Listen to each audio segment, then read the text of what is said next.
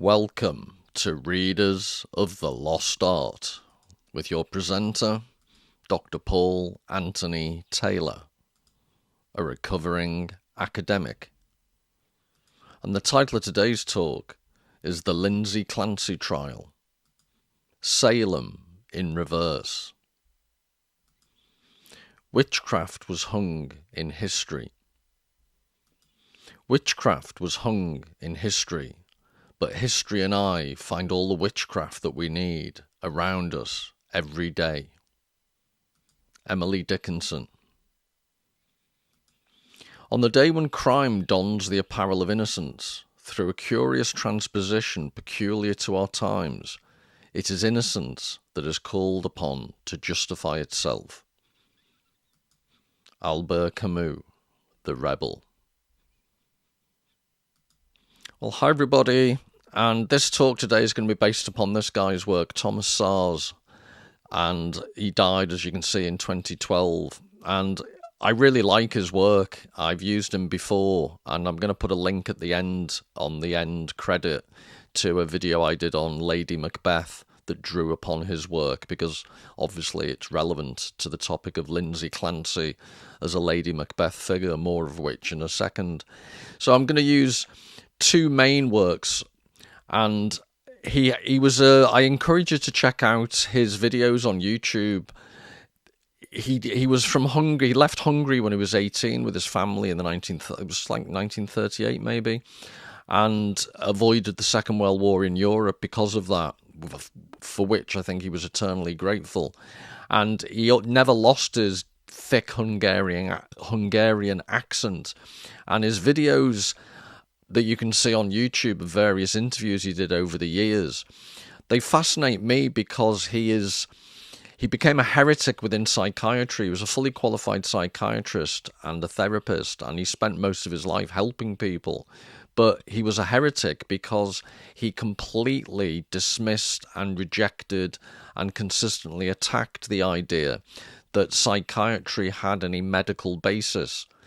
There were, in his view, mental problems with the brain. He would never deny that, but if they couldn't be reduced to some type of identifiable lesion in the brain or identifiable chemical imbalance, he didn't see the parallels that were made between various mental conditions and physical illness. He came out with a phrase we'll see shortly: you're treating a metaphor as a fact. So mental illness for Thomas Szasz was a misnomer, because mental conditions are not illnesses in the physical sense. And just to make it crystal clear from the get-go, because when you talk about mental illness, there will be people immediately accusing Thomas Szasz of being unempathetic or not caring. He didn't for a second reject the idea that people suffer and that people need help. What he rejected was the idea that people would be best helped by treating mental conditions as you would physical illnesses, trying to label them, doing what the Diagnostic and Statistical Manual does, trying to draw up schemas and giving a faux scientific approach to things, when in fact he used the phrase quite often, the problem of living. He said that people suffer because life, I can't do his accent properly, but he always used to say, life is no picnic. And that was his theme, that life is tough, people suffer, but you can't be treated as you would be for a broken leg if you have various mental problems. And the sooner we can go beyond that, the better, because he argued we've gone down a dark alley where we've over-medicalised. And in the Lindsay Clancy case, that seems to be very apparent. It's interesting. I'm going to compare it to the Salem Witch Trials, because apart from anything else, it's the trials taking place. It's coming to an end now when I'm filming this video, but it took and is taking place in Massachusetts, the scene of the original Salem Witch Trials. But what's interesting is the whole process is almost in reverse. So I think there were 14 women and 5 men were executed in the original Salem Witch Trials, and I think a further poor guy, he was 81 years, I'm laughing, it's not funny at all, but an 81-year-old guy was pressed with rocks till he died because he refused to give in to the questioning.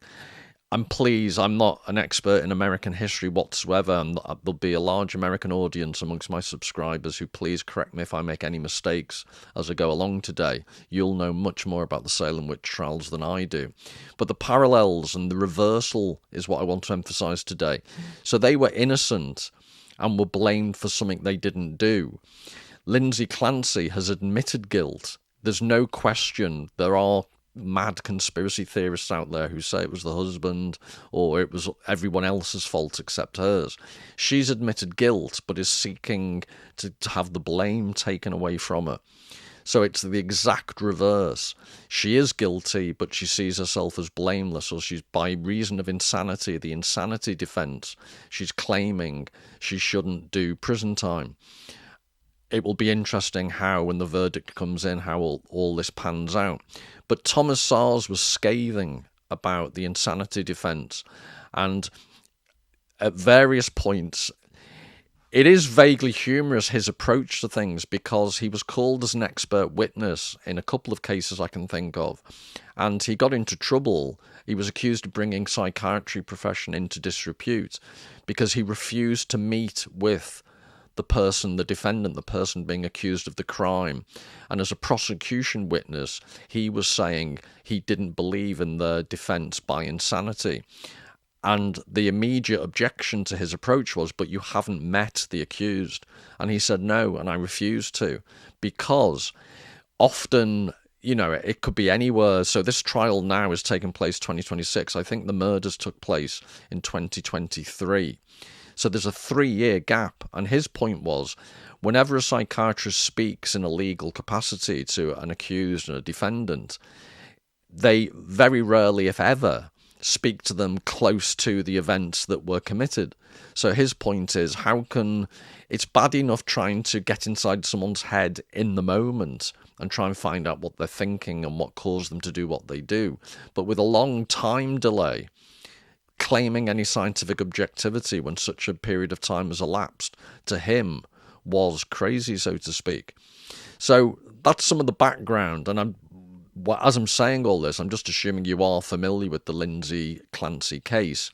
But for those of you whom are not, she killed her 3 young children, and the legal defense is, by reason of insanity, she was suffering from postpartum psychosis, and that's what led her to commit the crimes. She heard voices that made her do it, and we'll see shortly that Thomas Szasz also is quite scathing about the idea of hearing voices and using that as some type of defense. So this just gives you a flavour of his approach to life, which I find quite refreshing in this time when it's nobody's fault for anything. If you're not responsible for smoking and you're eating more calories than you need, then what are you responsible for? The answer is nothing. It's a blame game, so he's being sarcastic. And where does this come from? Your insanity defence. This is a psychiatric idea. Nobody thought of it hundreds of years ago, but there are some people who commit heinous crimes. But it's impossible that a human being like you and I should do that. So we reject this essential humanity of the act in saying he was crazy. He wasn't crazy. He was just like you and me, except he didn't control his impulses. The Greeks knew that. The Romans knew that. And just by way of adding to this, I think it's in book 6 of Homer's Iliad, there's just one little example of the way in which the Greeks treated temporary insanity. So in book 6, there's a Greek warrior, Diomedes, and a Trojan ally, Glaucus, and they meet in battle, and they find out their grandfathers had a bond of guest friendship. So Xenia, the concept that Christopher Nolan completely abuses in the Odyssey. So they have an exchange of gifts, as Xenia encourages you to do, this ritualistic exchange of gifts. And Glaucus trades gold armor for bronze, which I think at the time there's an exchange rate of 100 to 9, so it's almost 10 to 1 value in oxen, the gold versus bronze armor. And there's quite a humorous bit where the claim is that Zeus had temporarily addled Glaucus's mind. But what's interesting in ancient times was they saw the gods influencing their behavior or temporarily making them do something stupid, as in this example. But that's one thing, but they never ever expected anyone, because they could claim the gods overtook them, that they weren't personally responsible. So they were quite imaginative in the way they conceived of doing things that in the cold light of day you might regret, but they never thought about saying, because the gods took over me temporarily, I should be excused any punishment. Anybody is capable of anything, more or less, depending on how civilized or uncivilized he is. This is what we mean by becoming civilized, being unable to kill somebody. And some people are, especially in certain societies. You go to war, and certainly you are able to kill people. So maybe I've been watching, and I do watch regularly, far too many YouTubes of people who are emotionally incontinent. Bizarrely, I find it really relaxing. But it is and again, that's not obviously a good sample, YouTube, as this video is proving. But the idea that, in modern times, there does seem to be this almost social acceptance of emotional incontinence. And people who are emotionally continent, stiff upper lip, and believe in consequences seem to be the minority. And the Lindsay Clancy case, it strikes me as some of her supporters are at the vanguard of emotional incontinence because they don't believe in consequences, they don't believe in personal responsibility, and they're projecting onto Lindsay Clancy a lot of this emotional investment, as I keep saying as we'll shortly see, but I'm going to develop these points as we go along. So this is the picture I borrowed for the thumbnail. It's Thomas Szasz Noble, and it's called Witch Hill, brackets, the Salem Martyr from 1869. And in future videos, this will probably be the first of one of 3. So just so you're warned, I'm going to look at, I mentioned the supporters of Lindsay Clancy. I am genuinely fascinated. If I was younger and looking to do a PhD again, I would probably choose the correlation between blue hair and mental instability. The supporters, I will do a separate video on it. I genuinely find it to be a form of mass psychosis, and we'll discuss what mass psychosis is, because I'm not saying it's a mental illness, because this is Thomas Szasz's whole point. It's not illness, but people have lost their minds, and they should take responsibility for that. So I could have shown you some pictures of the supporters, where there are young children, mothers with young children, supporting a woman who's killed 3 young children. And when you get to that stage of mental gymnastics, I must admit I'm increasingly lost. So in a separate video, I want to look at this, and one of the ways I want to approach the supporters and their particular psychoses is through the concept of, I'm talking today about reverse Salem in reverse. I'm going to look in this video at the concept of the scapegoat and how there's been a reversal of the scapegoat phenomenon. So in today's weird reverse scapegoat, rather than throw all the sins of the world onto Lindsay Clancy and view her as evil, her supporters are projecting their self-perceived victimhood and their self-perceived greater empathy and virtue onto Lindsay Clancy, and making someone who has done something incredibly evil an object of bizarre veneration almost. But like I said, I'll get into that in a future video. And then this will be the 3rd video, or the 2nd, depending which order I do them in. But I have, as I mentioned, done a video that looks at Thomas Szasz briefly, the way he cites Lady Macbeth as an example of obvious evil.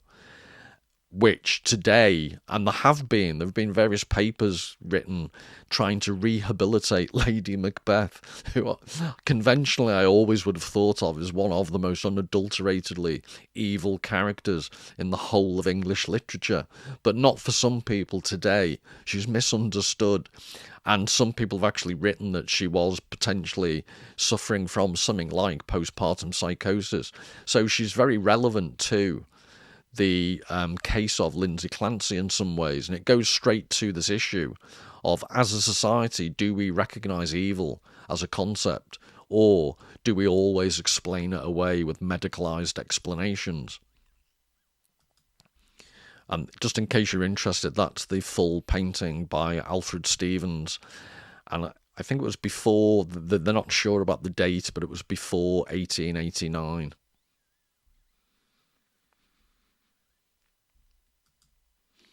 And yes, there are lots of mad conspiracy theory people, and maybe that would be a fourth video. So I've said in another forum that if I'm ever looking to decide which side of an argument to be on, increasingly I look to see what Candace Owens has to say and then just take the exact opposite position, and 99% of the time I'm pretty positive you'll be correct, because she does seem to have had if there was any proof that mental illness was a real physical condition, she seems to be pushing the boundaries, because I don't know whether it's just clickbait and she's got into this pathological need for clickbait, but she really does seem to take some dementedly oppositional positions.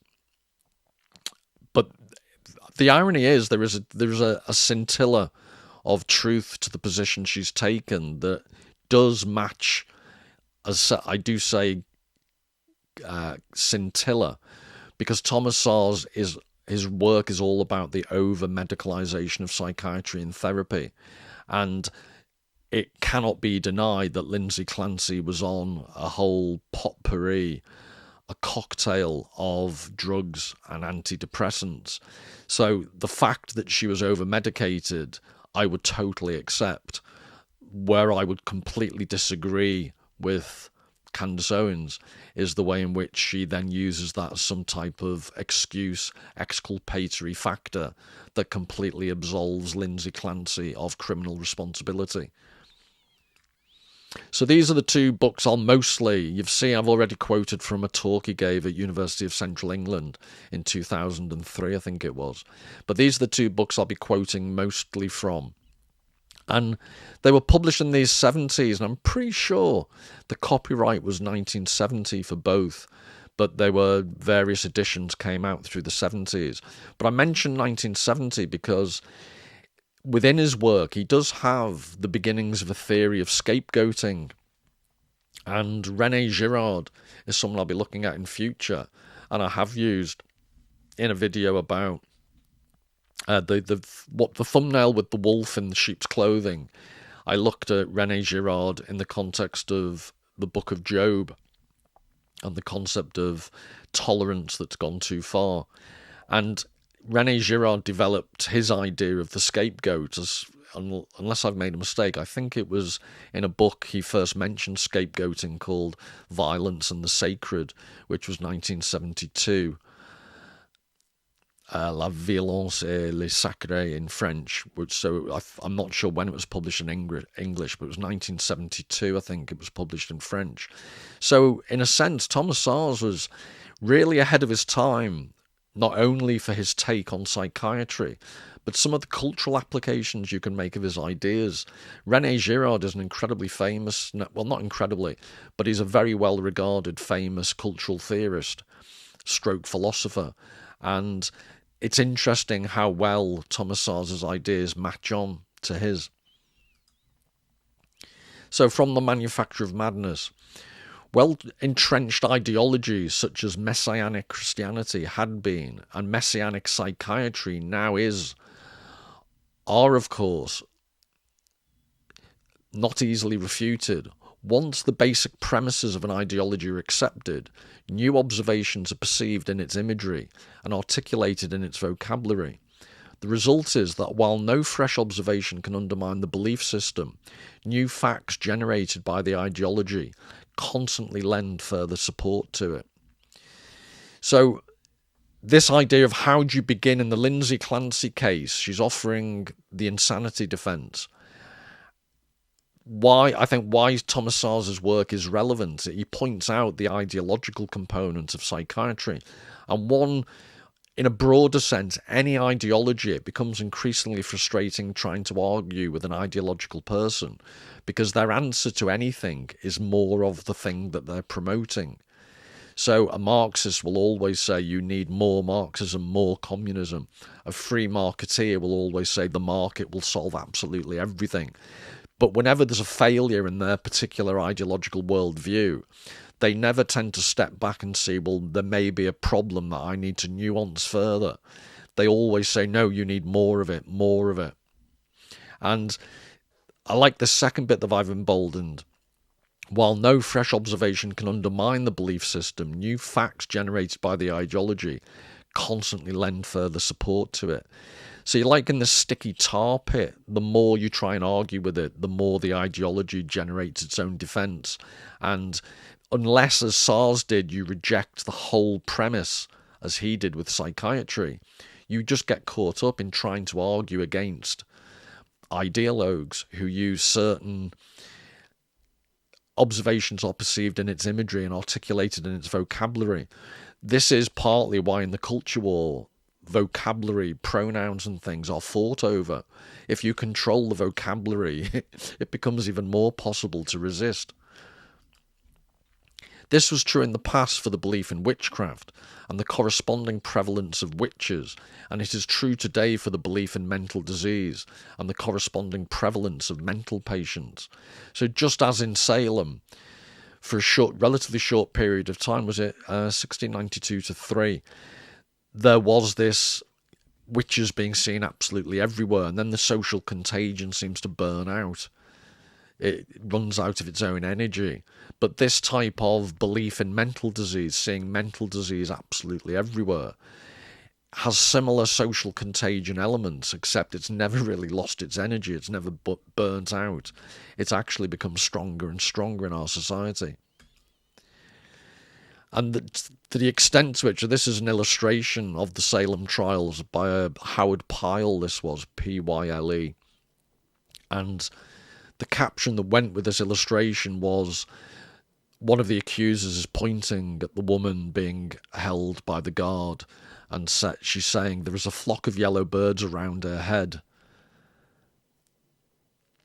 So the idea that people having hallucinations about the alleged witches was accepted in court.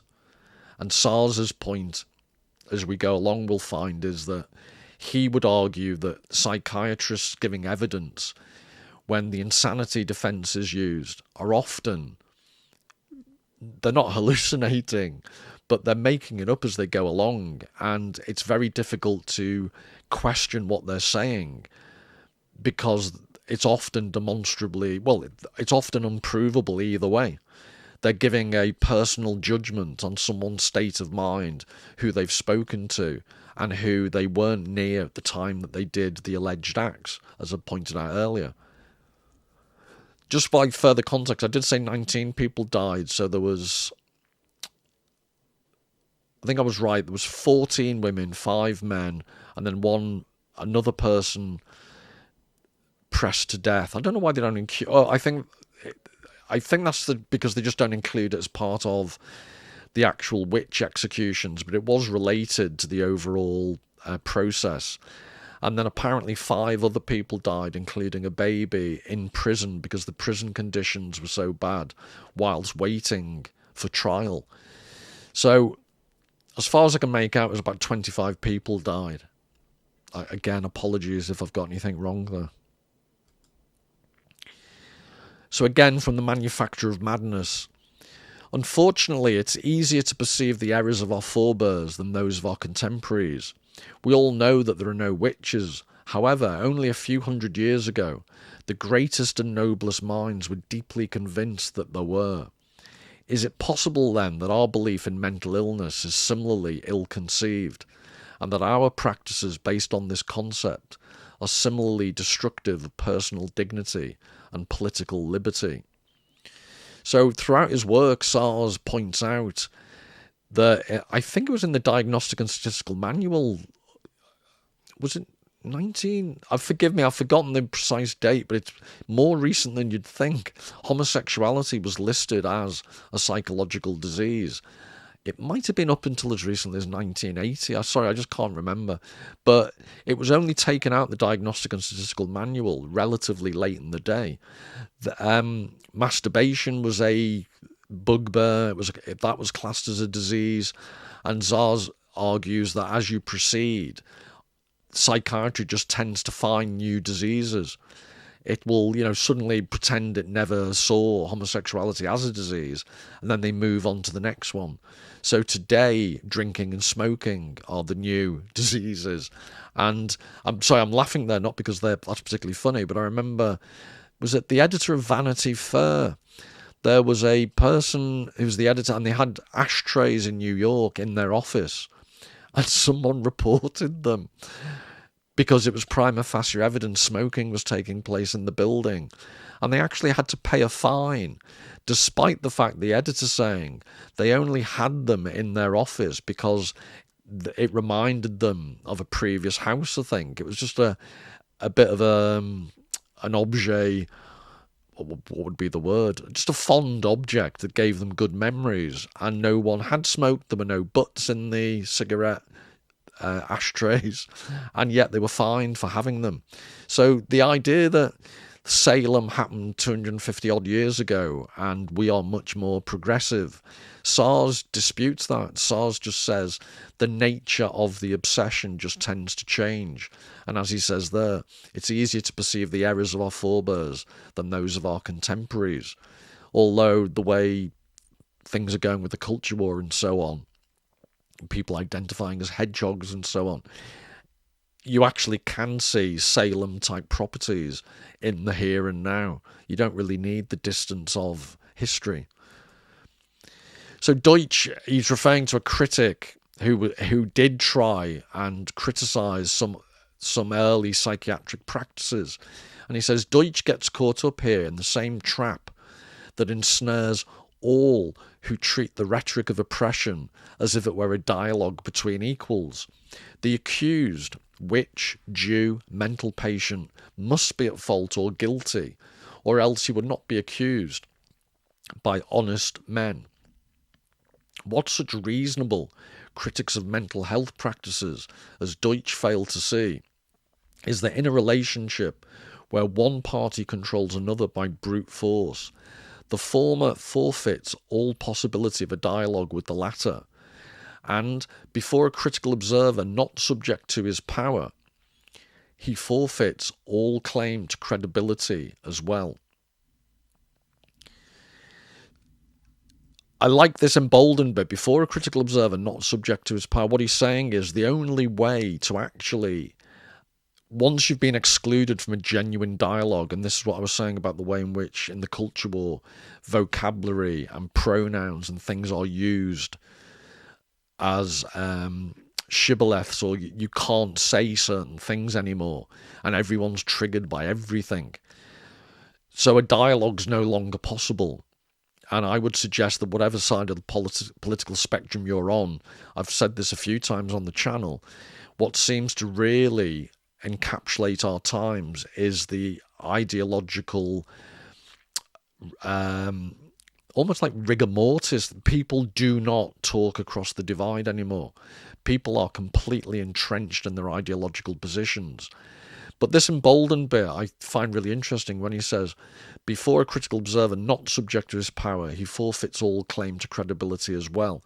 So Szasz is saying, if you take yourself out of this silly game, if you don't play along, if you don't use the vocabulary, if you question the very premises of someone's argument, then they lose all credibility because you're just not taking them seriously. Nothing shows the hold of an ideology upon the mind of men more clearly than this stubborn adherence by both accusers and accused to the identical imagery and vocabulary. The history of witchcraft abounds in the same kinds of charges and refutations of being a witch, accusers and defenders alike having not the slightest doubt about the existence of witches. So this is the thing about the initial premise. We'll see in Salem, even the people being accused, they weren't saying we don't believe in witchcraft. They were saying you've made an error, we are not witches ourselves. But they themselves were caught up in the mania and the mistaken belief that witches were everywhere. So again, the manufacture of madness. In 1692 in Salem, Massachusetts, Mary Easty was accused of witchcraft and was put to death. In an introduction to a reprinting of her petition, Edmund S. Morgan notes that she might easily have escaped the punishment of death by admitting guilt and throwing herself on the mercy of the court. To have done so would have been to belie her conscience and jeopardize her soul. Mary Easty did not share our enlightenment about the non-existence of witchcraft. She knew that Satan was abroad in the world and that the court which condemned her was doing its best to combat him. She wished her judges well, but she knew she was not guilty and she did not dare to save her life. And this point about the Lindsay Clancy case being the reverse of Salem, rather than accept her punishment, Lindsay Clancy is using insanity by defence, so the defence by insanity, to escape. She'll admit guilt. Mary Easty wouldn't, but she'll admit guilt in the hope of escaping punishment, whereas Mary Easty did the exact opposite. She accepted punishment because she refused to accept guilt. Mary Easty was indeed a tragic victim, naive and trusting. She respected her executioners to the minute of her death. I question not, she writes in her petition to the head judges, but your honours does the utmost of your powers in the discovery and detecting of witchcraft and witches, and would not be guilty of innocent blood for the world. The Lord in his infinite mercy direct you in this great work, if it be his blessed will that no more innocent blood be shed. So it's like someone arguing against certain dominant ideologies today, using the vocabulary and the concepts of that rigid ideology and hoping for some type of mercy from the accusers. And Szasz is implying it just doesn't work like that. You will go down, you will be guilty, and there will be innocent blood will be shed. So Szasz continues, Trevor Roper, I think that must be Hugh Trevor Roper, the British historian, I think, emphasises this great power of the dominant ideology on the minds of men, as seen in the history of witchcraft. To the end of the witch craze, he writes, although we always hear it said that there are some who deny the very existence of witches, we never actually hear the denials. To the last, the most radical argument against the witch craze is not that witches do not exist, not even that the pact with Satan is impossible, but simply that the judges err in their identification. The poor doting women, as Scott called them, they were melancholic. This was a very tiresome doctrine, but it could not be refuted. But equally, it could not refute the witch craze. Logically, it left it untouched. So this is an example of someone, this guy called Scott, who's trying to offer an alternative explanation. But once an ideology is absolutely dominant, once it controls the language and the vocabulary, it can't refute. The witch craze continues. Trevor Roper's observation on the absence of fundamental criticism of the doctrine of witchcraft during the witch hunts is well taken. The same may be said, however, about the mythology of any popular mass movement. Dissent from such ideologies is both conceptually difficult and personally hazardous. And again, I've said this a few times on the channel, but if anyone's worked in a large bureaucracy, you will know how it is just not worth speaking out. They might say, we welcome feedback, we welcome constructive criticism, but you know, if you put your head above the parapet, if you say anything that goes against the dominant ideology, there's an asymmetry. You will gain nothing and you potentially risk losing everything. So this bureaucratic asymmetry stops you from speaking out. Ideologies couched in a salvational or therapeutic vocabulary are particularly resistant to criticism. Such belief systems command not only obedience to the truth as revealed to priests or physicians, but also define skepticism as heresy or madness. The real significance of the therapeutic rhetoric thus lies in its power to disarm both victim and critic.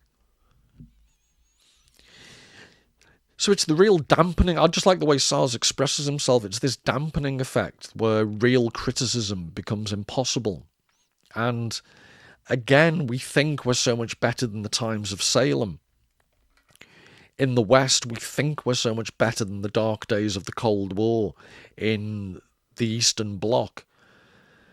But for example, in the UK at the moment, the clampdown on free speech, police turning up at people's doorsteps for relatively innocent things they've said online, are developments that really point, because the power to disarm both victim and critic, this idea that in the UK, for example, if someone perceives that they've been harmed, or someone perceives that someone has said something harmful, that is the police's frame of reference. And it's all about this therapeutic rhetoric. You're privileging. It's like the Alice in Wonderland, first the sentence, then the trial. You've decided in advance, rather than any assumption of innocence on the part of the accused. The accuser gets to define the whole frame of the debate from the get-go. 4. In a Christian society, who can be opposed to God? Only a heretic. And in a scientific society, who can be opposed to mental health? Only a madman. In the days of the witch mania, the popular consensus supported the Inquisition. None dared to raise a voice against what was everywhere regarded by pious souls as supplying the most urgent need of the time. Comments Leah, who's obviously a writer, cited by Szasz. There is a similar consensus in the United States today that next to national defence, the gravest social problem is mental illness. This justifies not only vast expenditures of public funds, but also the use of extrajudicial methods of social control. So I've just given you specific examples. There are lots of examples on YouTube of UK police officers knocking on people's doors for things they've said. The famous quote from one officer was, "I've come to check your thinking," which George Orwell would be proud of in 1984, which will be a live stream soon, by the way. So these extrajudicial methods of social control. I've mentioned the protection, freedom of speech is increasingly under threat. When I was working in the university sector, one of the extrajudicial methods of social control, it sounds minor, but it undermines the whole university project, when increasing allowances were made for people who come under this just all-encompassing umbrella now of neurodivergence. So people would claim dyslexia and a various other list of mental illnesses or conditions, and you were instructed as a marker that you had to make allowances for basically an inability to express yourself, an inability to form a coherent thought. I'm not making this up. You were just basically told you had to make endless allowances, and you weren't basically allowed to apply rigorous traditional standards of someone expressing themselves coherently. And that is akin to, I always use this example, I'd love to play for Liverpool first team in football. The reason I can't is I'm far too old, far too fat, and far too unfit. But for me to insist that I get picked for the first team is obviously ludicrous, but not in a university sector where everyone has to be reduced to the same bovine level, apparently. And also in the specific example, I'm trying to give you vaguely humorous examples, although they're not in a sense. But in the Lindsay Clancy case, she's using this insanity by reason of insanity plea as part of this, what Szasz calls the similar consensus in the United States today. The gravest social problem is mental illness. It's this appeal to being mentally ill. And remember, this is 1970s writing. I just find it incredibly prescient 56 years ago. Well, maybe it wasn't prescient because he was living through it, but, how much worse this has got.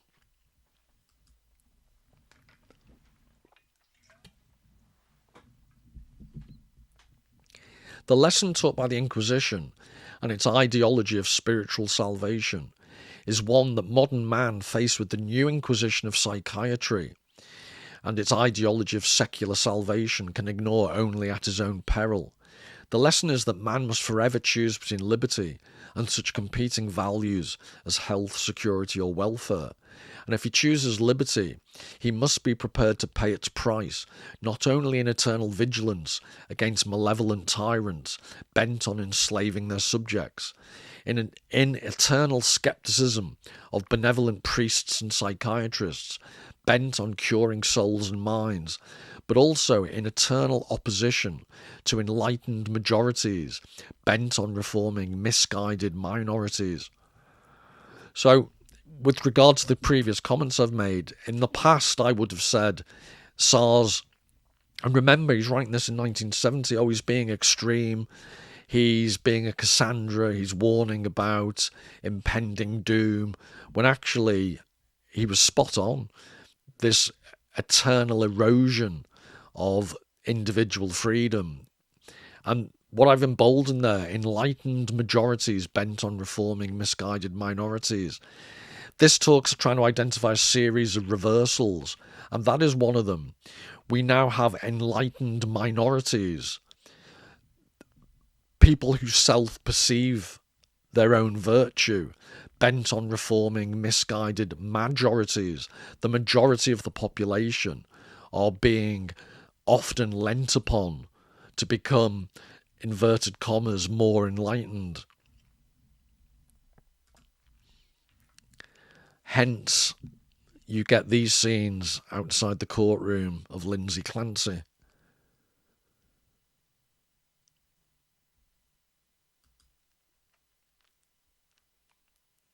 As the sheriff van goes off into the distance.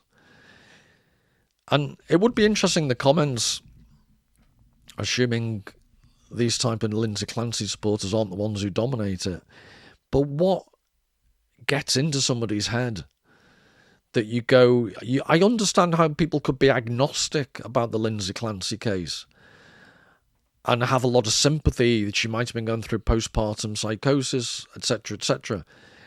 But to actively go out and support and take your children, I could have shown photos with children being held, but I chose not to. I do find this deeply, deeply disturbing as a sign of the times we're living in. I know, I'm sorry, I'm being very inarticulate because it is so... I think the technical psychiatric term is batshit crazy. That it's difficult to know how to express how daft this really is. So, moving on. So again, this is from the University of Central England talk he gave in 2003, Szasz. You can trace psychiatry all the way from imbalance of humours, the use of leeches and so on. What's the proper treatment for it? Bloodletting, cupping, purgatives. Is it purgatives? Sorry. You have something wrong in you. Your servant was tortured in this way for an illness, which of course was an organic physical illness called porphyria, which I think is when the skin breaks out in various disgusting welts and lesions and pus-ridden nodules. Or I might just be over-exaggerating. But the idea is that if the master became ill with something, the poor old servant was whipped. So this is essentially what psychiatry is about, looking for the disease. And this has gone from bloodletting to hereditary. Then the modern days, I think he means to say then in the modern days, a famous theory was it was due to an electrical explanation of neurology due to reverberating circuits in the brain. The men who discovered this got a Nobel Prize. So naturally people believe in mental illness. How much more legitimate can you be? And that led to the treatment by lobotomy. The cause was a reverberating circuit. So you could interrupt the circuit. Now, of course, everybody knows that this is genetics. So all you have to do every couple of months is go and open a medical journal. And it's on gene such and such. And they have found a schizophrenia gene. Well, they'll find a schizophrenia gene, as far as I'm concerned, when they find a gene for Catholicism. These are ways of being. It's a completely wrong idea. So Szasz is arguing against this medical reductionism, that there's a gene or there's a genetic or causal explanation for everything. He keeps saying these are ways of living, these are ways of being. It's a completely wrong idea to search for some monocausal explanation, as again is what's lying behind the defence of Lindsay Clancy. If you now look at the Diagnostic and Statistical Manual, one of the most fundamental distinctions in psychiatry, which lasted for decades throughout most of my professional career, have disappeared. There used to be two kinds of mental diseases, functional and organic, and there used to be two other divisions, namely neurosis and psychosis. The idea of psychosis still appears, as in the Lindsay Clancy case. The word neurosis doesn't appear anymore. What happened to it? The explanation is contained in a joke. The neurotic is someone who builds castles in the air. The psychotic lives in them, and the psychiatrist collects the rent. There are other similar jokes which capture this idea that this is not like hepatitis or pneumonia. And this is always his chief argument. It's a complete misnomer and mistake to equate mental conditions with physical illness. It's a false comparison. Let me dispose of the idea of psychosis in my way. And psychosis, remember, postpartum psychosis is a major element of the Lindsay Clancy argument. In my dogmatic way. After all, how do people know that someone is psychotic? Well, just look in the textbooks. They're supposed to have two cardinal symptoms or manifestations: hallucination and delusion. Typically, just like doctors will ask you, where does it hurt? Psychiatrists typically ask people, do you hear voices? Now, what the heck does that mean? See, that already structures something. People who used to hear voices used to be called monks or prophets. And at a future point, I have got a great book about prophets and how they were mad as a box of frogs in a certain sense, but also fundamental to the beginnings of Western civilization. So people who used to hear voices used to be called monks or prophets, hearing God's voice, hearing your conscience. Now, hearing voices has become a kind of an entity, and there are now thousands of people who refer to themselves as voice hearers even. And then psychologists and psychiatrists discovered that lots of normal people who were not psychotic will tell you in confidence that they hear voices. So what do we mean when we hear voices? Now let me tell you from a good scientific point of view what hearing voices is. In my opinion, it's well documented. When somebody says they're hearing voices, there is nobody talking to you. There are no voices around. Nobody else can hear the voices. There is only one possibility, that he is talking to himself. And that is what hearing voices is when you think about it. A psychotic person who hears voices is talking to himself and is disowning and rejecting the responsibility for hearing voices. And I'm flitting to a different This was an essay he did called The Doctrine of Irresponsibility. And Szasz quotes Doris Lessing here, which I just thought was an interesting illustration of what he's just said. So Doris Lessing says, by starving myself of food and sleep for a few days, I sent myself over the edge. It was a fascinating experience. These famous voices that people talk about, you really do hear them. I wouldn't have done it so lightheartedly if I had realised how terribly, terribly dangerous it is. It's not so easy to come back again. For weeks I wouldn't get rid of the symptoms I had induced, particularly this bloody voice hammering away inside me, telling me how wicked I was, how everything about me was horrible. I understood what was happening, but if you're a bit naive psychologically, you could easily think that these voices were coming from outer space. So Szasz is quoting Doris Lessing to show how, yes, you should sympathise with people if they say they're hearing voices, but it's personally driven, or it's due to the context of, in Doris Lessing's case, lack of food, lack of sleep. So these are social issues, social reasons creating physical manifestations or mental complaints. And you can identify the cause, or you can take responsibility, which is the thing he deals with next. Let me illustrate it again comically. Such persons often do something violent. Let's say a middle-aged man kills his wife. He goes to the psychiatrist and he asks the man what he did. The man says that God's voice told me to kill her because she was poisoning me. I have never heard of a case ever, never seen in a psychiatric textbook or journal, where somebody says, I'm hearing voices and they are saying for me to get up and be especially nice to my wife and children today. It's always associated with something wrong. You know the devil is in somebody. What about delusions? Delusions are not worth talking about. They are so idiotic. Remember, it was hallucinations and delusions were the key indicators of psychosis. So they are so idiotic. Delusions, after all, are defined as stubbornly held false views.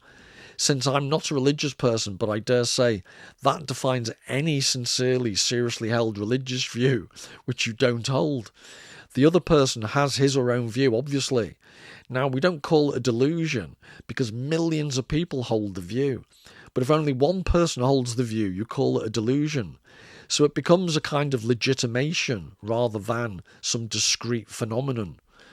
So Szasz is making an interesting point that it's not the actual phenomenon, it's the number of people who subscribe to the delusion.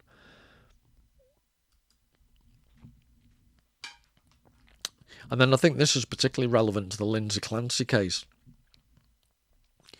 The widespread psychiatric opinion that only a mentally ill person would commit homicide illustrates the use of a legal concept as a norm of mental health. In short, when one speaks of mental illness, the norm from which deviation is measured is a psychosocial and ethical standard. Yet the remedy is sought in terms of medical measures that, it is hoped and assumed, are free from wide differences of ethical value. The definition of the disorder and the terms in which its remedy is sought are therefore at serious odds with one another. The practical significance of this covert conflict between the alleged nature of the defect and the actual remedy can hardly be exaggerated. Again, I really like the logic with which Szasz applies to this issue. So where are we? It's this mismatch he's pointing out. It's a medicalized process. And yet the assumption of normality and the framework you're using can only be socially and ethically informed. And it's this bad faith. You ignore the covert social and ethical underpinnings of the supposedly medical process. Whereas the term bodily illness refers to physicochemical occurrences that are not affected by being made public, the term mental illness refers to socio-psychological events that are crucially affected by being made public. The psychiatrist thus cannot and does not stand apart from the person he observes, as the pathologist can and often does. The psychiatrist is committed to some picture of what he considers reality and to what he thinks society considers reality, and he observes and judges the patient's behaviour in the light of these beliefs. I think this is partly, well, it's part of I think it's arguably one of the most important arguments Szasz makes. It's part of, we're living in a society now that is so screen-based and interconnected and networked that what he's describing in the 1970s hadn't even truly taken off to the extent it has now.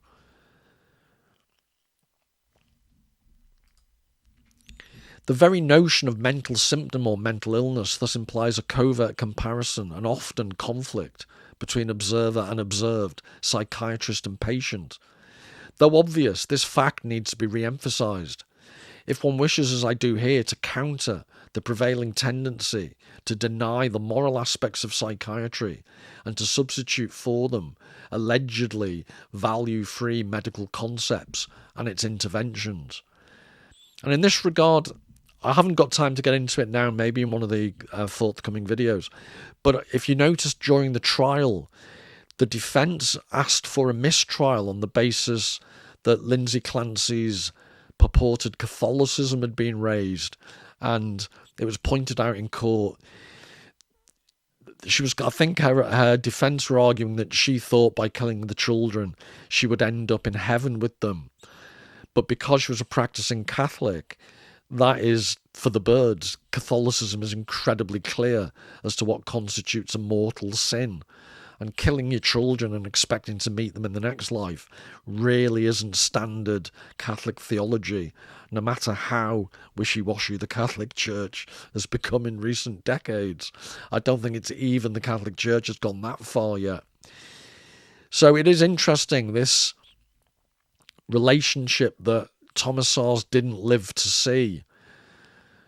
Because when he says that are crucially affected by being made public, that publicity, that having our nervous systems exteriorised and put on the outside, as Marshall McLuhan claimed, that hadn't really even particularly started in the 1970s. But if Szasz was alive today to talk about the effects of the interaction between these supposedly objective psychiatrists who are living in a goldfish bowl of a society, who are being crucially affected by the public nature of the diagnoses they're making.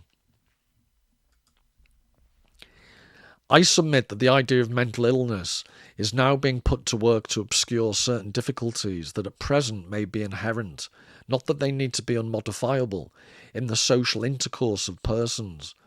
If this is true, the concept functions as a disguise. Instead of calling attention to conflicting human needs, aspirations and values, the concept of mental illness provides an amoral and impersonal thing, an illness as an explanation for problems in living. So just as in Salem, witchcraft was the answer for everything, the supernatural was this amoral and impersonal thing. We now have an illness, mental illness, as an explanation for. I like the way he constantly goes back to this existential idea. Life is a problem. Problems in living are part of living. And that's what the cause of our problems is, not an illness per se. We may recall in this connection that not so long ago it was devils and witches that were held responsible for man's problems in living. The belief in mental illness as something other than man's trouble in getting along with his fellow man is the proper heir to the belief in demonology and witchcraft. Mental illness thus exists or is real in exactly the same sense in which witches existed or were real. And I think you can tell from this why Thomas Szasz wasn't particularly popular in the psychiatric profession of which he was nominally a part. While I maintain that mental illnesses do not exist, And this is crucial. It's come late in the day because I've quoted it the way I have. But I did say early on, Thomas Szasz is not an unempathetic man. He was an active therapist who helped a lot of people. But he's saying, I obviously do not imply or mean that the social and psychological occurrences to which this label of mental illness is attached also do not exist. Like the personal and social troubles that people had in the Middle Ages, contemporary human problems are real enough. So he's not denying anything of substance. It is the labels we give them that concern me. And having labelled them, what we do about them. The demonological concept of problems in living give rise to therapy along theological lines. So if you see witchcraft everywhere, the only cure is through priests or ministers. Today, a belief in mental illness implies, nay, requires therapy along medical or psychotherapeutic lines. So just like the Spanish Inquisition, just like the witchfinder generals, if you adopt the mental illness model, guess what? You need the officer class, as Philip Reith might call them, to enact this concept, this way of seeing the world. And it's that way of seeing the world that Thomas Szasz rejects outright. I do not propose to offer a new conception of psychiatric illness or a new form of therapy. My aim is more modest and yet also more ambitious.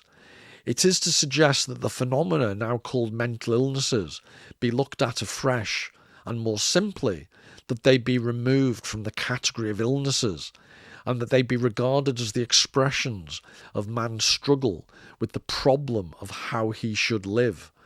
The problem is obviously a vast one, its enormity reflecting not only man's inability to cope with his environment, but even more his increasing self-reflectiveness. And this is emboldened and absolutely crucial. Again, sorry to repeat myself, but Szasz is writing in the 1970s with the rise of a society dominated by social media. What you've got is this increasing self-reflectiveness to the power of whatever large number you want to use. Self-reflectiveness is now baked in to these never-ending mirrors of the media and the screens that we constantly use. I have tried to show that the notion of mental illness has outlived whatever usefulness it may have had, and that it now functions as a myth. As such, it is a true heir to religious myths in general, and to the belief in witchcraft in particular. It was the function of these belief systems to act as social tranquilizers, fostering hope that mastery of certain problems may be achieved by means of substitutive, symbolic magical operations. The concept of mental illness thus serves mainly to obscure the everyday fact that life for most people is a continuous struggle, not for biological survival, but for a place in the sun, peace of mind, or some other meaning or value. Once the needs of preserving the body and perhaps of the race are satisfied, man faces the problem of personal significance. What should he do with himself? For what should he live? Sustained adherence to the myth of mental illness allows people to avoid facing this problem. Believing that mental health, conceived as the absence of mental illness, automatically ensures the making of right and safe choices in the conduct of life. But the facts are all the other way. It is the making of wise choices in life that people regard retrospectively as evidence of good mental health.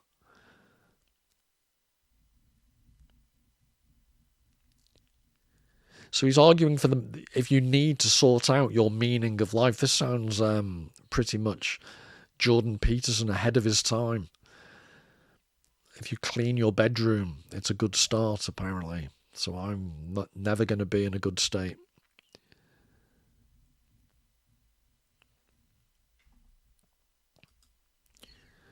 So just to start rounding up, this is, I should have emboldened this. This is my favourite sentence in the whole of Thomas Szasz. The expression mental illness is a metaphor that we have come to mistake for a fact. That's a great statement. That should be his manifesto. We call people physically ill when their body functioning violates certain anatomical and physiological norms. Similarly, we call people mentally ill when their personal conduct violates certain ethical, political, and social norms. This explains why many historical figures from Jesus to Castro and from Job to Hitler have been diagnosed as suffering from this or that psychiatric malady. And that is, you could go through, Freud did a small book or long essay, depending on how you interpret it, on Michelangelo. Didn't he interpret Michelangelo through? I'm pretty sure. He psychoanalyzed Michelangelo. And you could do this with all the major figures in human culture weren't exactly normal, hence they made an abnormal contribution to society. So psychoanalyzing Jesus would produce various diagnoses. If you took Jesus' name away and just described his behaviour, he'd be diagnosed as suffering from a psychiatric malady. Our adversaries are not demons, witches, fate, or mental illness. We have no enemy that we can fight, exorcise, or dispel by cure. What we do have are problems in living, whether these be biological, economic, political, or socio-psychological. My argument was limited to the proposition that mental illness is a myth, whose function it is to disguise and thus render more palatable the bitter pill of moral conflicts in human relations.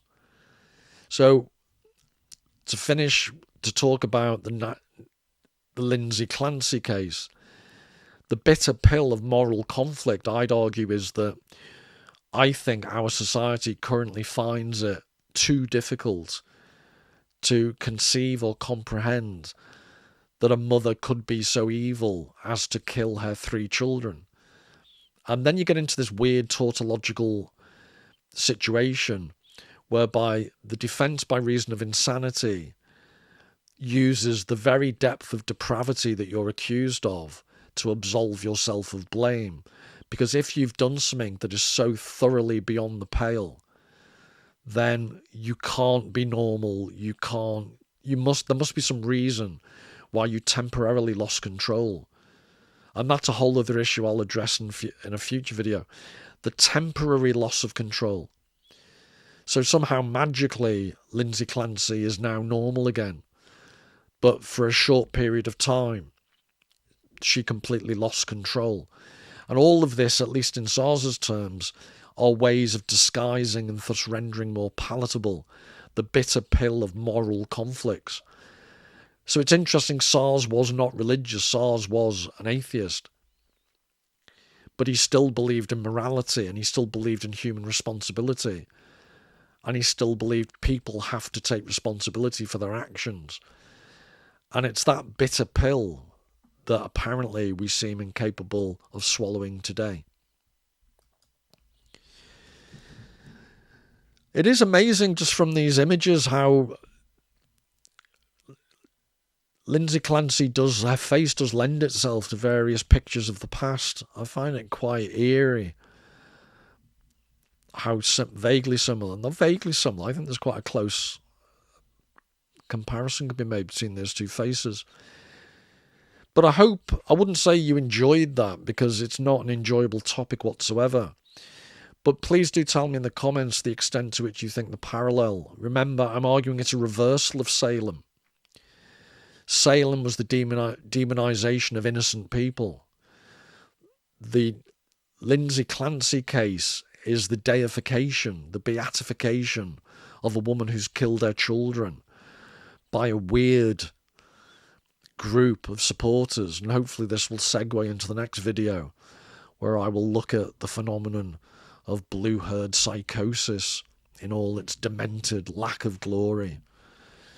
So till the next time, all the very best. Take care.